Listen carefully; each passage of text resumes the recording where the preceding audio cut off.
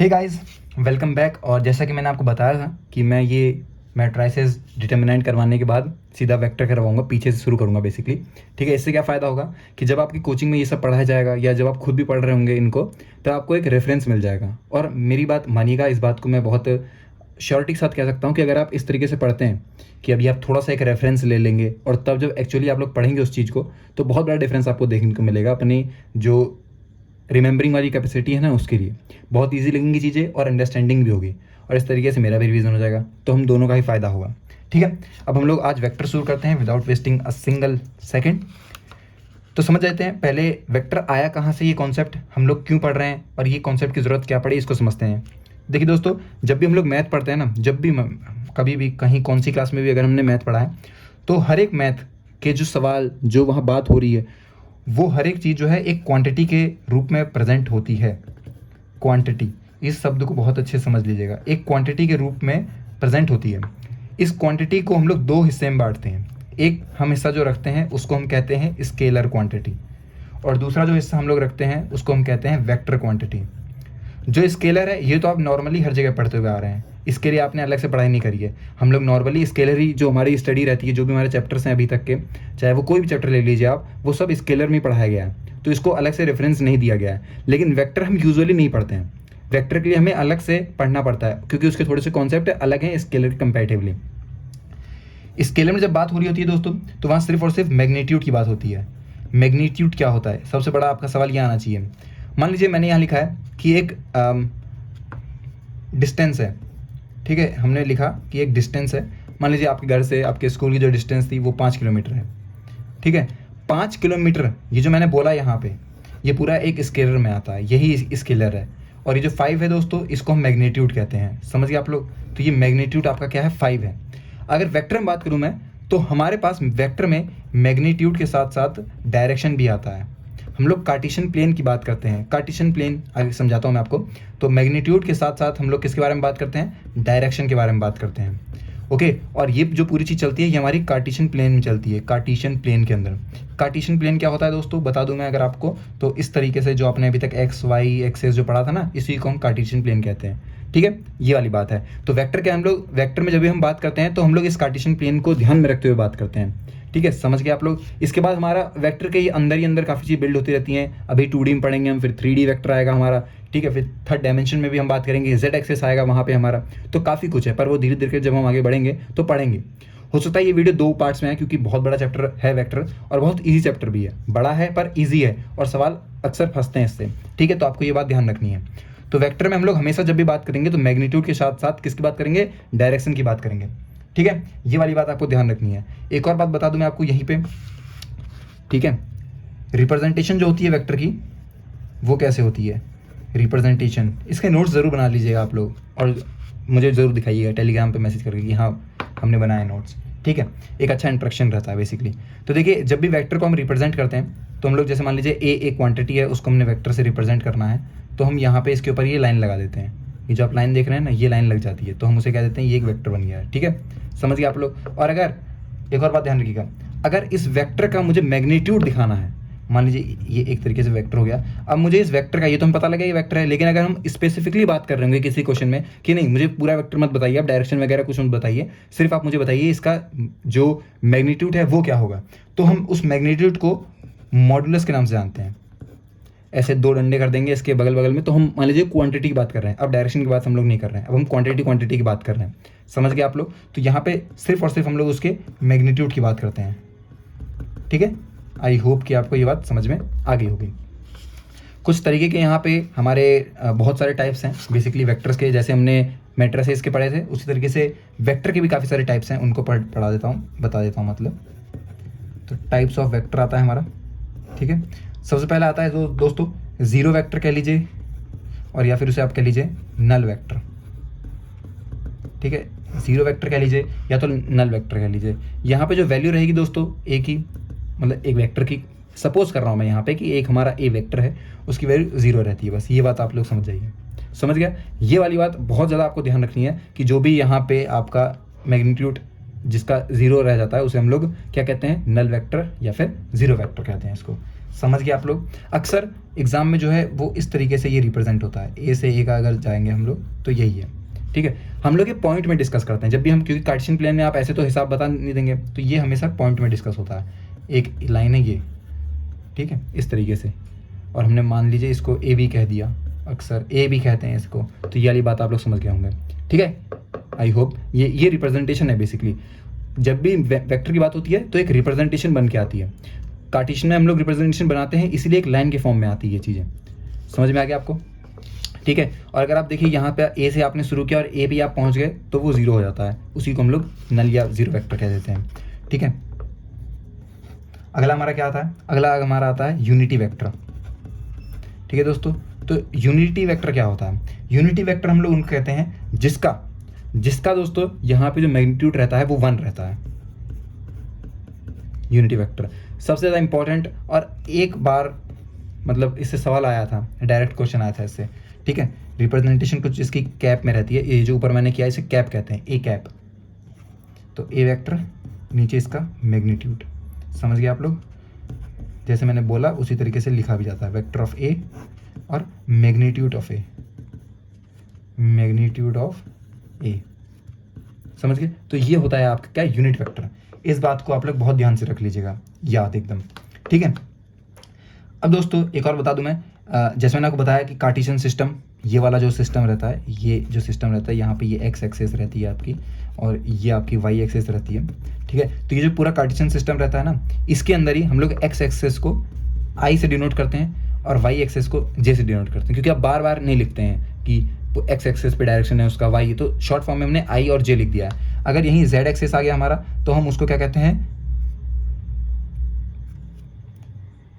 मतलब Z axis है, ठीक है, और इसको हम क्या कहते हैं, के से रिप्रेजेंट करते हैं। आई होप कि आपको समझ में आ गया कि जेड एक्सिस को हम लोग किससे करते हैं, के से रिप्रेजेंट करते हैं। समझ में आ गया? यूनिट वेक्टर अगर पूछा जाएगा आई का तो वो भी 1 है, जे का पूछा जाएगा तो वो भी 1 है, और के का पूछा जाएगा तो वो भी 1 है। सबके ऊपर कैप रहती है, और कैप का मतलब ही है कि हम लोग यूनिट वेक्टर की बात कर रहे हैं। अगर कहीं आपको कैप दिखेगा तो वो बाय डिफॉल्ट माना जाएगा कि हाँ इस क्वेश्चन में या इस जगह पे यूनिट वेक्टर की बात कर रही है। अलग से बताना नहीं पड़ता, मतलब आपको मेंशन नहीं करना पड़ेगा अगर आपने ये कैप लगा दिया तो। ठीक है, समझ में आ गया आप लोगों को? इसके बाद दोस्तों आगे एक चीज़ बहुत यूज़ में आएगी आपको ना, उसको मैं अभी यहीं बता देता हूँ आपको, जिससे कि आगे आपको कन्फ्यूजन ना हो। मान लीजिए सपोज करते हैं हम लोग कि 2 पॉइंट आपको दिए गए हैं, ए और बी। ये आपके 2 पॉइंट दिए गए हैं यहाँ पे। ठीक है, ए बी, इन दोनों के यहाँ पे कोऑर्डिनेट्स भी दिए गए हैं। ए को बोला गया है x1 y1, बी को बोला गया है x2 y2। ठीक है, बहुत ज़्यादा यूज़ होगा ये फॉर्मूला अगर आपसे पूछा जाए कि इन दोनों की डिस्टेंस बता दीजिए। अगर आपको यहाँ पे इनके एक्सेस पता है बेसिकली, ठीक है, मतलब आपके जो एक्सेस हैं ये पता है, अगर आपको ये जो आपके कोऑर्डिनेट्स हैं ये अगर पता है आपको, तो आप इसकी डिस्टेंस बता सकते हैं। ठीक है, और ये वेक्टर नहीं रहेगा, सिर्फ डिस्टेंस पे हम बात करेंगे, वेक्टर काट दो। ठीक है, तो डिस्टेंस हम बता सकते हैं। ठीक है, जो कि रहती है under root x2 minus x1 का होल स्क्वायर, ठीक है, प्लस y2 माइनस y1 का होल स्क्वायर, या फिर y1 x1 y minus x2 लिख लीजिए, या y1 माइनस y2 लिख लीजिए, सब बराबर है, उसमें कोई दिक्कत नहीं है। पर डिस्टेंस का फॉर्मूला ये रहता है और ये बहुत ज़्यादा काम आता है, मैं बता दूं आपको पहले ही। बहुत एक्सटेंसिव यूज़ होता है इसका, थ्रू आउट आपके वेक्टर से शुरू होगा और फिर ये ख़त्म ही नहीं होगा, कोऑर्डिनेट वगैरह चलता ही जाएगा, तो ये ख़त्म नहीं होता है कभी, ये बात आप लोग समझ जाइएगा। इसके बाद एक और छोटी सी चीज़ बताना चाहूँगा मैं आपको, यही बता देता हूँ दोबारा से। ये आपका कार्टेशियन है, कार्टेशियन का बहुत यूज़ आएगा, इसलिए मैं बार बार ये आपको फैमिलियर करवा रहा हूँ इससे, जिन बच्चों ने नहीं पढ़ा है, मतलब पहले कई बच्चों ने छोड़ देते हैं, मैथ वीक रहती है, ये सब कई बहाने मारते हैं, तो उनके लिए बता रहा हूँ। देखिए, अगर ऐसे एक्स एक्सिस वाई एक्सिस है और ये ओ ओरिजिन है, पी पॉइंट है एक्स कोमा वाई, ठीक है, तो हमने अपने हिसाब से इस ओपी वेक्टर को रिप्रेजेंट करने के लिए कैसे रिप्रेजेंट करेंगे। अगर मैं पूछूं आपसे कि ओपी वेक्टर बताओ, तो आप क्या बोलेंगे, एक्स आई, मतलब कि क्या हुआ, इसकी डिस्टेंस एक्स एक्सिस पे कितनी है, एक्स एक्सिस पे एक्स डिस्टेंस है इसकी, प्लस वाई आई, ये इसकी रिप्रेजेंटेशन होती है। समझ गए आप लोग? मान लीजिए यहाँ जेड और आ जाता, मतलब यहाँ तो मैं बना ही रहा हूँ, पर मान लीजिए अगर जेड और आ जाता तो आप लोग इसे कैसे रिप्रेजेंट करते, एक्स आई वाई जे प्लस जेड के, ये तीनों में हम मतलब हमारे 3D में भी हम लोग इसे रिप्रेजेंट कर पा रहे थे। समझ गए आप लोग? ये वाला हम लोग जो क्या कहते हैं फॉलो करते हैं रिप्रेजेंट करने के लिए। कार्टेशियन में अगर आपको रिप्रेजेंट करना होता है तो इस तरीके से हम लोग रिप्रेजेंट करते हैं। समझ गए। अगला जो हमारा वेक्टर का टाइप आता है दोस्तों, वो आता है लाइक और अनलाइक वेक्टर। लाइक अनलाइक से एक सवाल आया था, समझ रहे आप लोग। जो मैं आपको मतलब मैंने बताया ना, जितनी चीज़ें मैं आपको बता रहा हूँ ये बिल्कुल क्रक्स है, मतलब इनसे ही सवाल आएंगे, इनसे ही सवाल आएंगे। अगर आप लोग पढ़ रहे हैं, मतलब जितना मैं बता दे रहा हूँ आपको, इस चीज़ पे अगर आपने पूरा ध्यान दिया है, ठीक है, या फिर जब भी कोचिंग आपकी पढ़ाएगी आपको, तब आप इन चीज़ों पे ध्यान देंगे तो आपको कोई टेंशन नहीं होगी, आप लोग बहुत ईजिली एग्जाम में बहुत कंफर्टेबल फील करेंगे। ठीक है, तो लाइक और अनलाइक वेक्टर्स कैसे होते हैं? अगर दो वेक्टर हैं, ए वेक्टर और बी वेक्टर हैं, ठीक है, और इन दोनों की सेम डायरेक्शन है, सेम डायरेक्शन है, तो हम उन्हें क्या कहते हैं? Like vectors. लेकिन अगर दो वेक्टर हैं और इनकी डायरेक्शन अपोजिट है, ठीक है, अपोजिट डायरेक्शन है अगर इनकी, तो हम उसे क्या कहते हैं? Unlike vectors. डायरेक्शन पे डिपेंड करता है बस ये, ठीक है। सेम है तो लाइक वेक्टर, अगर अपोजिट है तो अनलाइक वेक्टर्स। फिर आपका आता है दोस्तों कोलिनियर और पैरेलल, दोनों सेम है, कोई उन दोनों में अपोजिट नहीं बात है, चाहे आप कोलिनियर कह लीजिए या फिर आप पैरेलल कह लीजिए, बात बराबर रहेगी। अगर कोई भी वेक्टर या किसी भी वेक्टर को हम कोलिनियर पैरेलल तब कहते हैं, ठीक है। दो वेक्टर यहाँ जब भी हम इन सब की बात करते हैं ना, मतलब लाइक अनलाइक हो गया या ये, इसमें दो वेक्टर का रेफरेंस होता है बेसिकली। तो मान लीजिए आप तभी कहेंगे किसी को भी जब वहाँ कंडीशन फुलफिल होगी कि जो भी एक वेक्टर है वो कहीं ना कहीं लेमडा भी रहेगा, मतलब एक ए वेक्टर है, ठीक है, वो लेमडा टाइम्स रहेगा दूसरे वेक्टर के, तभी हम उसे कहेंगे कि वो कोलिनियर या पैरेलल है, इसके अलावा नहीं है। ठीक है, समझ आइएगा। लेमडा क्या रहता है? एक कांस्टेंट रहता है, बस बात खत्म, ये वाली बात है। समझ गए आप लोग? आगे बताऊंगा, जब आगे हम इसके बारे में थोड़ी बहुत डिस्कशन करेंगे तब पता लगेगा आपको कि लेमडा में क्या कहना चाहता था। अभी के लिए याद रखिए बस, और याद ही करना है आपको, ये बिल्कुल कंठस्थ होने चाहिए आपको। को इनिशियल वेक्टर्स, को इनिशियल वेक्टर्स किन्हें कहते हैं? को इनिशियल, जैसे नाम से आ रहा है कि उनका इनिशियल पॉइंट सेम है, जिनका भी जितने भी वेक्टर्स हैं, यहाँ कई सारे वेक्टर्स हो सकते हैं, इनिशियल पॉइंट्स सेम है फॉर एवरी वेक्टर। मान लीजिए ये एक पॉइंट है, यहाँ से ही ये निकल रहा है, यहाँ से ये, यहाँ से ये, यहाँ से ये, तो ये सारे कैसे हो गए? को इनिशियल वेक्टर्स हो गए। फिर दोस्तों आता है coplanar, one of the most important, emphasize कर रहा हूँ मैं, डिब्बा बना दिया मैंने, one of the most important. Coplanar, direct सवाल आते हैं, तीन वेक्टर दिए गए हैं, को प्लेनर, एक वैल्यू निकाल दो, ये रहता है। समझ गए आप लोग? ये रिप्रेजेंटेशन है इसका, ठीक है। निकालते कैसे हैं? तीनों वेक्टर्स की जो रहेगी उसको हम लोग डिटर्मिनेंट में बना देंगे बेसिकली, और सॉल्व कर देंगे, जो भी आंसर आएगा उसको जीरो से इक्वेट करते हैं बेसिकली। इस तरीके से कोप्लेनर को सॉल्व किया जाता है, और ये डायरेक्ट सवाल आते हैं, कई बार आ चुके हैं, कई बार। कोप्लेनर किसे कहा जाता है ये बता दूं मैं। एक प्लेन हो गया, प्लेन किसे कहते हैं? एक पूरा आप मान लीजिए ये एक प्लेन है। प्लेन अगर मैं आपको सिंपल भाषा में समझाऊँ ना, तो ऐसा रेफरेंस दिया जाता है कि एक डायमेंशन में जितने भी वेक्टर्स हैं, मान लीजिए एक्स एक्सिस है एक, तो उस एक्स एक्सिस पे जितने भी वेक्टर्स आएंगे वो सारे कोप्लेनर होंगे, उनके प्लेन सेम है, चाहे ऐसा वेक्टर है, डायरेक्शन से कोई फर्क नहीं पड़ता, वो सारे अगर एक जगह हैं, एक ही प्लेन में हैं, तो हम उन सबको क्या कहते हैं? कोप्लेनर। समझ गए आप लोग इस बात को? ये वाली बात है किसकी? कोप्लेनर वेक्टर्स की। इसके बाद दोस्तों एक छोटा सा हमारा आता है पॉइंट, यहीं लिख दे रहा हूँ, कोई दिक्कत नहीं है, and that is negative vectors. Okay, तो नेगेटिव वेक्टर्स हम किसे कहते हैं? आप लोग ज़्यादा से ज़्यादा वीडियोस देखिए, लाइक कीजिए, सब्सक्राइब कीजिए हमारे चैनल, 5000 लाइक करवाइए, ठीक है। तो छोड़िए, तो नेगेटिव वेक्टर्स कहते हैं, मान लीजिए एक वेक्टर ए बी यहाँ पे दिया गया है, हमने ए बोल दिया इसे, ठीक है। तो अगर ए बी ये वेक्टर है, इसका नेगेटिव क्या होगा? बी ए, बस हो गया, यही है वैल्यू है, तो ये नेगेटिव हो गया, बात खत्म। नेगेटिव कर दिया, नेगेटिव हो गया वेक्टर, सिंपल, यही है नेगेटिव वेक्टर, इतना ही है नेगेटिव वेक्टर से। नेगेटिव वेक्टर वैसे सवाल में नहीं आता, पर हाँ अंडरस्टैंडिंग बहुत ज़रूरी है इसकी। पोजीशन वेक्टर्स,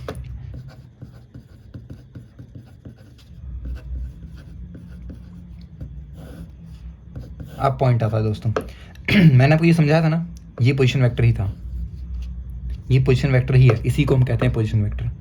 समझ गए आप लोग? अब मैं आपको और अच्छे से बताऊंगा, यही मैं आपको समझाना चाह रहा था। अगर आपने अभी वेक्टर की वीडियो देख ली और जब आपके टीचर आपको पढ़ाएंगे, ठीक है, तो आप उस चीज़ से रिलेट कर पाएंगे, और वो तब अंडरस्टैंडिंग बहुत अच्छी देता है, ठीक है। तो ये बेसिक आपका जो है वो क्लियर कर देगा। अब मैं अच्छे समझाऊंगा आपको ये होता क्या है। ये तो मैंने बस आपको बता दिया था उस टाइम पे कि आगे जाके मैं ये चीज़ कवर कर सकूँ। देखिए, ये एक्स एक्सिस है, सबको पता है, नहीं पता है, पता लग गया, ये वाई एक्सेस है। ये एक पॉइंट है P जिसके कोऑर्डिनेट्स हैं x, y। तो अगर पूछूंगी कि x क्या है, मतलब किस लेंथ को हमने x कहा है, x वही तो लेंथ है, ये वाली लेंथ को तो हम x कहते हैं। y क्या कहा जाएगा, तो इसी को तो हमने y कहा है, ये हो गया O। अगर मैं पूछूं आपसे कि बताओ भाई पोजीशन वेक्टर OP क्या होगा, तो आप कैसे बता पाएंगे कि भाई OP है क्या। तो देखिए पोजीशन वेक्टर ऑफ, यहाँ पे अगर आप देखें position vector of P minus position vector of O, ये हम कहते हैं इसे OP। ये इतनी सी बात रहती है।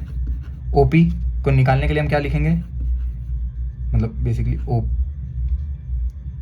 ठीक है, समझ रहे हैं आप लोग क्या मैं आपको समझाना चाहता हूँ, बेसिकली समझ गए। यहाँ पे भी एक थोड़ा सा ट्विस्ट आता है, ठीक है, उस चीज़ को आप लोग को समझना पड़ेगा कि मैं किस ट्विस्ट के बारे में बात करने वाला हूँ।